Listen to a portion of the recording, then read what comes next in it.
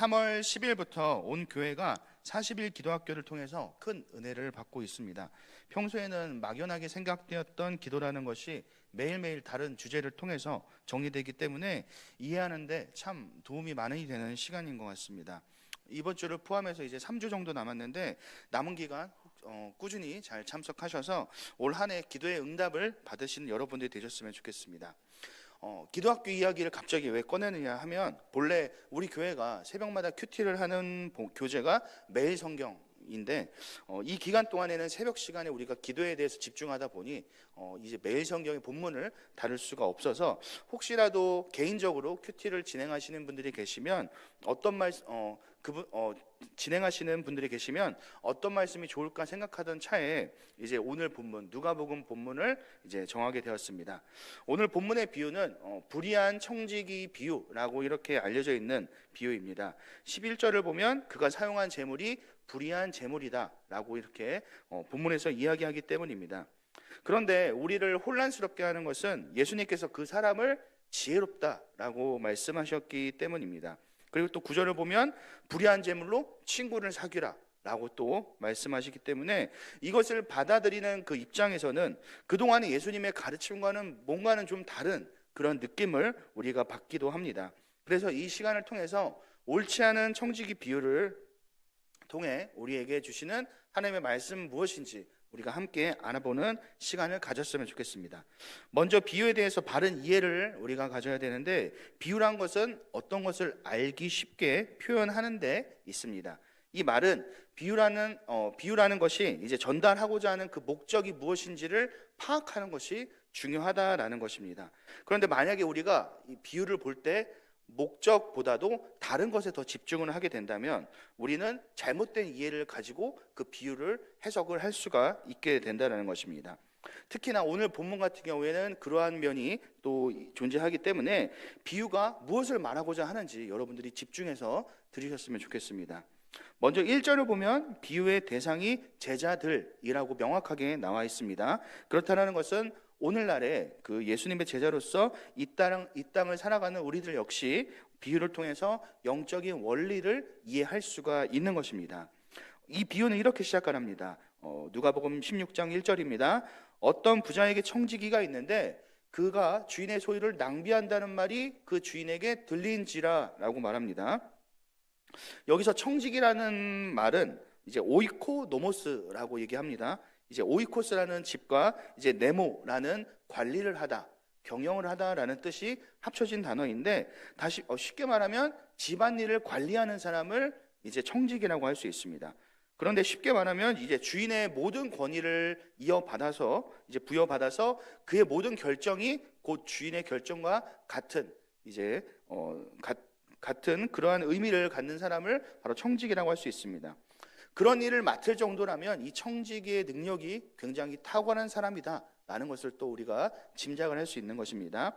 그런데 이 청지기가 주인의 것을 낭비하고 있다라는 소문이 들리기 시작합니다. 그래서 이제 주인이 듣게 됩니다. 그런데 여기서 이제 주인의 소유라고 표현하는 것은 주인에게 속한 모든 것을 총합해서 이제 지칭하는 단어입니다. 단순하게 우리가 생각할 때 그냥 주인의 돈을 이제 횡령을 했다라고 끝나는 것이 아니라 이제 그것을 넘어서서 이 부자가 가지고 있는 그 명성이나 아니면 평판과 같은 그 전반적인 모든 것들을 포함하는 것이 바로 이 부자의 소유라고 할 수 있는 것이죠.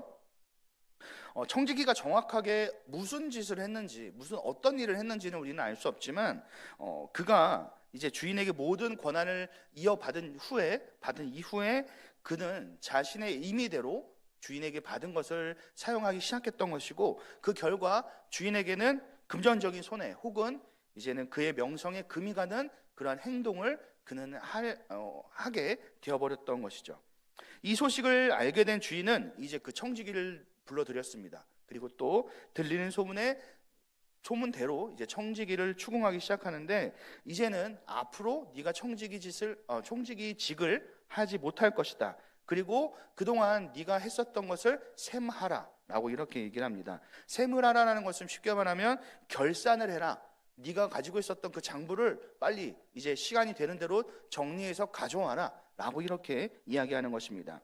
그런데 우리는 여기서 주인의 행동이 이해가 되지 않는 부분이 있는데, 만약에 우리가 주인이라고 했을 때 잘못한 청지기가 우리 앞에 있다면 그를 즉시 감옥에 넣든지, 아니면 이제 혹시라도 그가 증거를 중간에 조작을 할 수 있기 때문에 이제 그 사람이 업무 중에 가지고 있었던, 오늘날로 따지면 스마트폰이나 컴퓨터, 아니면 차량용 블랙박스, 아니면 내비게이션, 이런 것들을 모두 다 수거해가지고 이 사람이 가지고 있었던 그 죄를 하나라도 우리가 놓치지 않기 위해서 철저하게 분석을 할 것입니다.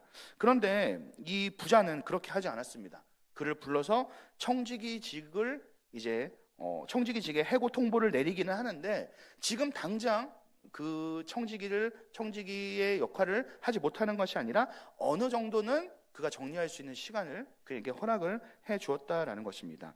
이 모습을 보면 이 부자가 굉장히 칼 같은 사람, 냉혹한 사람이 아니라, 비록 이 청지기가 잘못은 했지만 잘못은 한 사람일지라도 그에게 마지막으로 정리할 수 있는 시간을 허락해 주는 그러한 너그러운 사람, 온화한 사람이라는 것을 우리는 여기서 발견할 수 있게 되는 것입니다. 그러자 이제 앞으로 청지기는 자신에게 얼마의 시간이 남지 않았음을 이제 알게 됩니다. 그래서 이제 서류를 정리하면서 이제 이 주인에게 보고할 것들을 이제 정리하기 시작하는데, 누가복음 16장 3절입니다. 청지기가 속으로 이르되 주인이 내 직분을 빼앗았으니 내가 무엇을 할까? 땅을 파자니 힘이 없고 빌어먹자니 부끄럽구나. 땅을 파는 거, 그리고 또 농사를 짓는 거, 누군가에게 노동력을 제공하고 그리고 그에 대한 대가를 받는 것도 아무나 할 수 있는 것이 아닙니다. 그런데 그 힘의 청지기에게는 없었습니다.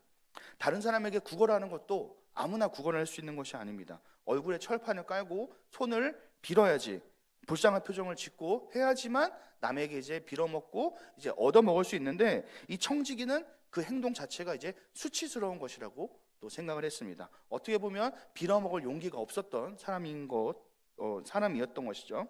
그러면서 이제 그는 한탄을 하면서 자신의 일을 정리하기 시작하는데 엄청난 스트레스를 받았을 것입니다. 그러던 도중에 그가 문득 한 가지 아이디어가 떠올랐습니다. 4절입니다. 내가 할 일을 알았도다. 이렇게 하면 직분을 빼앗긴 후에 사람들이 나를 자기 집으로 영접하리라 하고, 여기서 영접이라는 것은 기뻐하면서 받아들이다 라는 것을 말하는데, 귀한 손님이 왔을 때 우리가 기뻐하면서 받아들이는 것을 영접이라고 하고, 그리고 또한 어떤 사람을 내가 기쁨으로 다시 고용을 하는 것도 이 단어가 또 사용이 됩니다.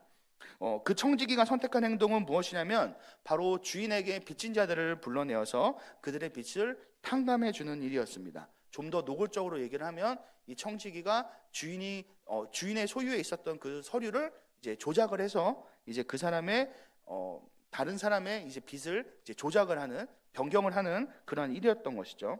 우리의 생각에는 이제 곧 있으면 이제 부자의 결산을 할 시간이 다가왔는데, 그 전에 서류를 잘 정리해서 그 부자에게 점수를 잘 받는 것도 받아야 시원치 않은 판에 오히려 다른 사람에게 이제 또 서류 조작을 해가지고 잘못된 장부를 만드는 것 자체가 어떻게 보면 주인의 화를 더 돋구는 그러한 일처럼 우리가 느껴질 수 있습니다. 그런데 우리의 예상과는 다르게 결과는 정반대였고, 주인은 그 청지기를 지혜 있다라고 얘기를 하면서 칭찬까지 합니다. 그 내용을 이해하기 위해서는 우리는 청지기의 행동에 대해서 이해할 필요가 있습니다. 먼저 이 비유 속에서 대표적으로 이제 청지기와 만났던 사람은 두 사람만 등장을 하는데, 아마 실제로는 그 외에도 더 많은 사람이 있었을 것입니다. 먼저 찾아온 사람에게 이제 청지기는 빚 100마를 빚진 자였습니다. 이 사람에게 청지기가 빚 100마를 50으로 고쳐 써라 이렇게 얘기를 합니다. 그리고 또 그 다음에 찾아온 사람은 밀 100석을 빚진 사람인데, 그 사람에게는 너는 100을 80으로 고쳐 써라 이렇게 이야기를 했습니다. 우리가 단순하게 이 부분만 보면 아니 왜 차별을 하냐, 마음대로 깎아주려고 하면 둘 더 많이 깎아주지, 왜 누구는 50이고 왜 누구는 20이냐 이렇게 우리가 생각할 수 있는데, 보다 이 내용에 대해서 또 집중하기 위해서는 당시에 존재했었던 이자 시스템을 또 이해할 필요가 있습니다. 예수님 당시에는 기름에 대한 그 이자율이 고정적인 이자율은 80%였다고 합니다. 그리고 또 거기서 추가적인 변동 이자율이 있는데 그것이 20% 여서 최대 100%까지 이자를 받을 수 있었다라고 합니다. 밀의 경우에는 고정 이자가 20%고 이제 거기서 이제 변동이 5% 정도 있는데, 여기서 말하는 그 변동 이자가 이렇게 달라질 수 있는 그 한도가 5% 정도 되는 이유는 이제 흉작이나 아니면 당시에 이제 여러 가지 기후적인 문제를 통해서 수급이나 공급이 원활하지 않을 때 이제 물가를 안정시키기 위해서 이제 당시에 로마에서 이렇게 이자율에 대해서 이제 정해놓는 그러한 시스템이 존재했었다라는 거죠. 기름의 이자율은 거의 100%까지도 올라갈 수가 있는데, 그 이유는 팔레스타인 지역의 이제 높은 그 고온으로 인해서, 그리고 또 일교차로 인해서 이것이 이제 변질된 가능성이 많기 때문에 보관하는데 굉장히 어려움을 느낄 수 있다고 합니다. 그래서 이제 더 많은 이자를 받고 이제 기름을 이제 줄 수 있는 것이고, 그에 반해서 이제 밀 같은 경우에는 보관하는 것이 좀 더 유용하기 때문에, 더 용이하기 때문에 이제 20%의 이자율을 받을 수 있는 것이죠. 그런데 여기서 우리가 한 가지 더 참고해야 되는 것이 있는데, 당시의 채무자들은 이제 돈이나 물건을 빌릴 때 자신이 빌린 것 이상으로 이자를 함께 기록하는 모습이 있었다라고 하는 것입니다. 그 이유는 당시에 이제 이러한 것들을 받는 것이 거의 주인보다는 이제 청지기에게 맡겨진 업무였는데, 청지기 같은 경우에는 이제 봉급이 정해져 있지만 거의 기본급만 정해져 있고, 그 이후에는 자신이 걷는 만큼 자신이 가져가는 그러한 시스템이 존재했었다는 거죠. 비슷한 예로 당시에 세리라는 사람들이 있었죠. 근데 그 사람들에게 손가락질을 받았던 이유가, 당시에 로마의 이제 정부가 이제 세리들에게 이제 일정한 금액의 세금을 달라고 걷어라, 이 정도의 세금을 걷어라라고 이렇게 얘기를 하면 세리는 그 이상의 세금을 더 걷어들여서 남는 것을 자신들이 이제 폭리를 취하는 그런 모습이 있었기 때문에 당시에 이제 동족의 피를 빨아먹는 이런 매국노라는 이런 비난까지도 당시에는 받았습니다. 이러한 내용들을 근거로 청지기가 그 빚진 자들에게 탕감해준 것들을 계산해 보면 빚진 자들이 원금과 함께 기록했었던 그 이자와 대략적으로 비슷한 금액이구나라는 것을 우리가 짐작을 할 수 있습니다. 그렇다면 우리가 두 가지 또 가능성을 생각할 수 있는데, 첫 번째는 부자가 청지기에게 일을 맡길 때 일부러 이자를 거두라고 이렇게 지시했을 가능성이 있고, 두 번째는 청지기가 임의로 주인의 뜻과는 다르게 이자를 붙여서 그들에게 거둬들였을 가능성이 있는 것이죠. 그런데 만약에 먼저 부자가 지시했다라고 했을 경우에는 청지기는 절대로 그 빚을 탕감해 줄 수가 없습니다. 그 이유는 그 부자가 청지기에게 맡길 때부터 기대했었던 그 금액이 있었기 때문에 부자가 기대했었던 그 금액은 이자를 포함한 그 금액이기 때문에 이자를 감해준 만큼 주인의 입장에서는 자신이 손해를 보았다라고 생각을 할 수 있기 때문입니다. 어떻게 보면 기회비용을 그가 날렸다라고 이렇게 생각을 할 수 있는 거죠. 그렇기 때문에 만약에 주인이 시켰는데 그가 그 말을 거슬러서 이자를 깎아주었다라고 했을 경우에는 청지기는 그 직분이 날아가는 날에 더 큰 화를 당할 수 있는 그러한 상황에 놓이게 되는 것입니다. 그런데 만약에 주인의 의지와는 상관없이 청지기가 임의로 이자를 높게 받아서 기록했을 경우에는 아무런 문제가 되지 않습니다. 그 이유는 애초에 그 부자가 이제 청지기에게 맡기면서 요구했었던 것은 원금만 받는 것이었기 때문에, 그리고 또 채무자 같은 경우에는 자신이 주어야 되는 그러한 원금에 대한 것, 이자에 대한 것은 아니라 바로 원금에 대한 원금만 내기 때문에 이제 좋은 것이고, 청지기 같은 경우에는 비록 지금 당장의 이익은 조금 포기하겠지만 그것을 통해서 앞으로 직분이 빼앗긴 이후에 이제 삶을 보장받을 수 있는 그 기회가 되기 때문입니다. 신명기 23장 19절을 보면 내 형제에게 구워주거든 이자를 받지 말지니 곧 돈의 이자, 식물의 이자, 이자를 낼 만한 모든 것의 이자를 받지 말 것이라 라고 이야기합니다. 당시 이스라엘 문화 사회에서는 이제 이자를 받는 것은 금지되었습니다.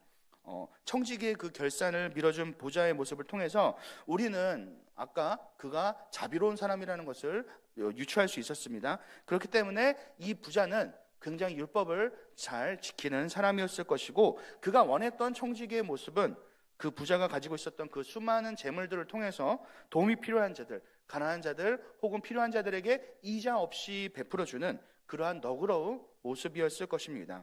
그런데 청지기는 우리가 살펴본 바와 같이 그들에게 주인의 뜻과는 다르게 이자를 더해서 붙여서 받고 있었으니 1절에서 말하는 것과 같이 주인의 소유를 낭비하고 있었던 사람이 되는 것입니다. 주인의 명예에 이제 흠집을 내는 모습, 주인이 가지고 있었던 그 재물을 통해서 그는 착복을 했기 때문에 사람들에게 원망을 받게 하기 때문에 주인의 뜻과는 다르게 주인의 재물을 사용하고 있었던 그런 모습이 존재했었던 것입니다. 그래서 8절을 보면 그 청지기를 부르는 표현이 옳지 않은 청지기라고 이야기하는 것이죠. 청지기가 이렇게 과감한 결단을 할 수 있었던 것은 바로 부자의 그 너그러움을 알고 있었기 때문입니다. 비록 그가 잘못을 행했었고 그리고 이제 앞으로 그가 행했었던 일에 대해서 결산을 받아야 되는 상황이지만 그 전에 그에게 주어진 청지기로서 주어진 그 시간 동안에 그가 행동한 것이 정당한 것이라면 부자는 그것을 이해해 줄 것이라는 확신이 그에게는 있었습니다. 그리고 그의 예상대로 그 부자는 그 청지기를 칭찬해 주는 모습을 우리가 발견하게 됩니다. 비유를 마치고 예수님께서는 8절에 이렇게 말씀하십니다. 주인이 이 옳지 않은 청지기가 이를 지혜 있게 하였으므로 칭찬하였으니 이 세대 아들들이 자기 시대에 있어서는 빛의 아들들보다 더 지혜로움이니라. 여기서 빛의 아들들이라고 한다면 이제 믿는 자들이라고 할 수 있을 것이고 믿는 자들이라고 할 수 있을 것인데 그들이 이제 세상의 사람들보다도 더 지혜롭다. 그들보다도 세상의 사람들이 더 지혜롭다라고 이렇게 말씀하셨던 것입니다. 청지기가 보여준 모습이라고 한다면 직분이 빼앗긴 이후에 그가 어떻게 하면 살아갈 수 있을까, 살아남을 수 있을지에 대한 그러한 고민, 다시 말하면 그의 미래를 준비하는 모습이 청지기에게는 존재했습니다. 그가 미래를 준비하기 위해서 포기했어야 됐던 것이 있는데 바로 그동안 불의한 방식으로 착복하려고 했었던 그 많은 재물들은 그를 포기해야 했습니다. 구전에서 말하는 불의한 재물로 친구를 사귀라 라는 이 말은 실제로 어떤 방식이었는지 돈으로 사람을 매수해라, 아니면 돈을 풀어야 많은 사람들을 사귈 수 있다, 사람은 얻기 위해서는 돈이 중요하다, 이런 의미가 아니라 청지기가 미래를 위해서 준비했었던 것처럼 우리가 눈앞의 이익을 포기하고 나서 우리는 미래를 준비할 수 있어야 된다. 눈앞에 있는 이익을 우리가 포기해서라도 우리는 먼 미래를 준비할 수 있어야 된다라는 의미라고 우리는 해석을 해야 되는 것이죠. 10절부터 13절은 이제 물질에 대해서 설명을 하고 있는데 그 핵심이라고 한다면 13절이라고 할 수 있습니다. 누가복음 16장 13절의 하반절을 제가 읽겠습니다. 너희는 하나님과 재물을 겸하여 섬길 수 없느니라.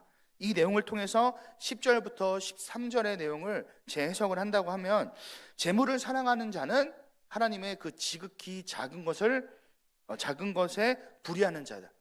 다시 말하면 충성하지 못하는 자이고, 하나님을 사랑하고 하나님을 섬기는 자는 재물이 그가 살아가는 데 있어서 도구는 될 수 있지만 목적이 될 수 없다라는 것을 이야기하는 것이죠.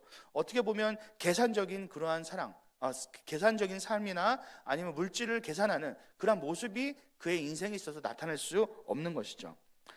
이 땅에서 재물이라고 한다면 일시적인 거라고 할 수 있습니다. 있으면 좋겠지만 조금은 없어도 사실 살아가는 데는 큰 불편함은 없습니다. 우리의 인생이 매우 긴 것처럼 느껴지지만 죽은 이후의 삶까지 우리가 생각해 본다면 점 하나에 해당하는 짧은 시간일 수밖에 없습니다. 이 땅에서 우리가 가지고 살아가는 그 재물도 그 짧은 찰나의 순간 동안에 우리가 사용하는 것입니다. 죽은 자가 입는 옷에는 한 가지 없는 것이 있는데 바로 주머니가 없다라고 합니다. 그 이유는 죽은 이후에는 아무것도 가져갈 수 없기 때문이죠. 하지만 세상의 문화는 우리에게 있어서 물질이 전부라고 이야기를 합니다.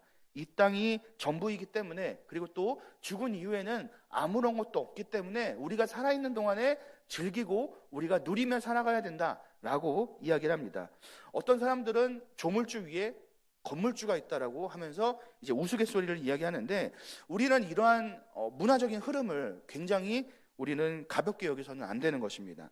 14절을 보면 당시의 바리새인들이 돈을 좋아했다라고 성경에서 기록하고 있는데, 그들이 가지고 있는 생각으로는 물질은 하나님께서 주신 축복이기 때문입니다.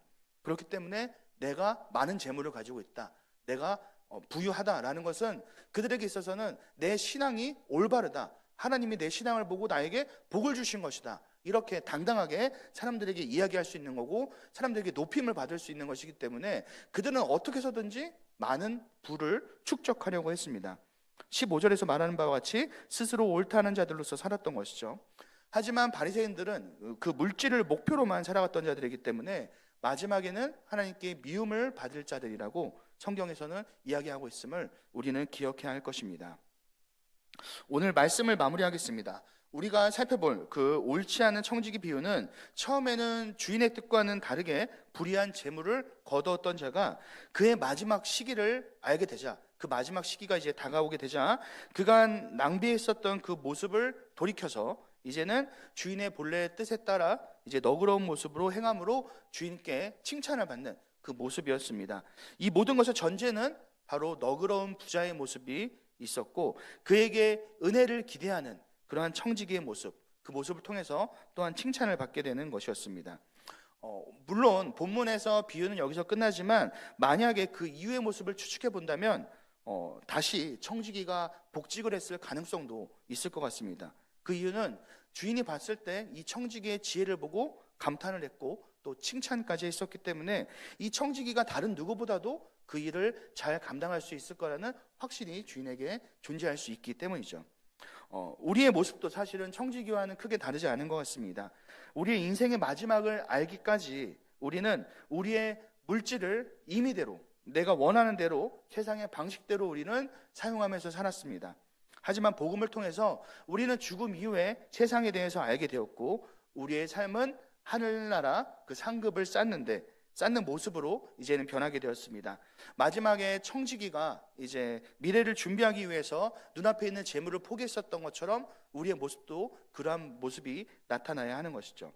오늘날 우리에게 있어서 우리의 신앙에 있어서 가장 방해하는 큰 걸림돌이라고 한다면 아마도 물질인 것 같습니다. 그 이유는 성경에서는 수많은 곳에서 물질에 대한 그 경고가 나타나 있기 때문입니다. 대표적으로 마태복음 6장 21절을 보면 내 보물 있는 곳 그곳에는 내 마음도 있느니라. 물질이 있는 곳에 우리의 마음도 있다라고 성경에서 분명히 이야기하고 있기 때문이죠. 최근에 예수님께서 율법을 완성하셨기 때문에 11조가 사라진 것이다 라는 이야기를 제가 유튜브를 통해서도 듣고 어떤 사람들에게도 들었습니다. 그런데 11조의 시작, 성경을 보면 이 11조의 시작은 아브라함부터 시작된 것을 우리가 알 수 있습니다. 아브라함이 전쟁의 승리가 하나님께 말씀을 고백하면서 자신이 얻은 그 10분의 1을 그 하나님의 제사장 멜기세덱에게 바칩니다. 그러면서 모든 것이 하나님의 것이라고 하지 10분의 1을 바치면서 자신의 전부를 하나님께 드리는 그러한 신앙의 고백이 바로 11조의 시작이었던 것입니다. 이것은 사실 율법이 있기 전부터 존재했었던 것이기 때문에 어떻게 보면 11조와 율법을 연관짓는 것은 그렇게 올바른 것은 아닌 것 같습니다. 신약 시대를 보면 11조에 대한 얘기가 없는데 그 이유는 신약 성도들의 그 모습을 보면 11조 이상으로 그들은 교회에 헌신하고 봉사하는 모습이 존재했었기 때문입니다. 우리 교단에서는 또 학습 교육을 하고 있는데 이제 교회에 출석한 지 6개월 이상 되는 이제 독실한 사람을 대상으로 이제 학습이라는 것을 우리가 교육을 합니다. 그런데 그 학습 교육에 이제 5장을 보면 이제 주일 성수란 무엇인가라는 항목이 있습니다. 그 항목을 보면 37번에 헌금에 대한 내용도 기록이 되어 있습니다. 이 내용을 제가 읽으면 37번에 성도가 받은 물질을 하나님께 바치는 일로서 마땅히 예배의 한 부분으로 행할 것이다. 헌금이 우리의 예배의 한 부분이다 라고 정확하게 밝히고 있고 38번을 보면 인색한 마음이나 억지로 드릴 것이 아니고 감사와 자원하는 마음으로 즐겨 바칠 것이다. 신앙을 가진 지 6개월밖에 안 된 사람에게 우리가 교육하는 것이 바로 이러한 내용이라는 거예요. 굉장히 중요한 내용이라는 거죠. 그 이후에 학습 이후에 6개월이 지나면 세례교인으로서 이제 공식적인 교회의 정회원이 됩니다. 이때 또 우리가 세례교육 이제 입교 교육을 하는데 그때 제6장 지상교회와 성도의 교회 생활이라는 챕터가 있습니다. 그 챕터에 55번, 56번, 57번 제가 읽겠습니다. 교회는 물질을 어떻게 사용해야 합니까? 모든 물질은 주께 받은 것이므로 주의 사업을 위해 선용해야 합니다. 56번 교회는 어떻게 경제적으로 협조해야 합니까? 교회의 모든 경비와 사업비와 성심껏 협조해야 합니다. 57번 헌금의 표준은 무엇입니까? 11조와 감사를 표준으로 몸과 마음과 모든 물질을 바치는 마음으로 해야 합니다 라고 기록되어 있습니다. 신앙생활을 한 지 1년 이상이 되는 사람, 신실한 사람, 그리고 또 세대교회는 11조와 감사원금이 그의 신앙생활에 있어서 표준이 된다고 명확하게 우리는 교육을 하고 그 사람에게 우리는 세례를 베풀고 있습니다. 다시 보라면 우리 신앙생활에 있어서 헌금이라는 것, 물질이라는 것이 떼어낼 수 있는 것이 아니라 반드시 포함되어져야 한다라는 거죠. 최근에 젊은 층을 보면 이제 20대에서 40대까지 이 젊은 층들을 보면 헌금 생활이 제대로 이루어지지 않는 분들이 굉장히 많습니다. 신앙과 물질은 별개라고 이들은 생각하기 때문이죠. 그리고 신앙과 물질 이 두 가지를 가지고 이 땅을 살아가기 위해서 또한 그들은 노력을 합니다. 하지만 성경에서 오늘 본문에서 분명히 이렇게 이야기합니다. 누가복음 16장 13절의 하반절입니다. 너희는 하나님과 재물을 겸하여 섬길 수 없느니라. 이 두 가지는 우리가 같이 공존할 수 없는 것이죠. 우리가 물질을 소중하게 여기는 순간 우리의 모든 삶의 방향은 그 물질을 향해 갈 수밖에 없습니다. 그렇기 때문에 하나님의 말씀에 우리가 온전히 순종할 수 없게 됨을 꼭 명심하셨으면 좋겠습니다. 그리고 오늘 본문에서 이야기하는 그 지극히 작은 일에 충성하는 것이 바로 다른 것이 아니라 물질을 가지고 그리고 또 하나님께서 우리에게 주신 그 모든 것을 가지고 그 주인의 그 부자의 의도에 맞게 사용하는 것임을 꼭 명심하시면서 이 땅에서의 그러한 물질을 위한 삶이 아니라 하나님께서 우리에게 예비하신 그 영원한 하늘나라를 바라보며 그 나라를 소망하며 살아가는 여러분들 되시기 바랍니다. 그리고 또한 그러한 삶을 통해서 하나님께 칭찬받을 수 있는 우리 경상교회가 되시기를 주님의 이름으로 축원합니다.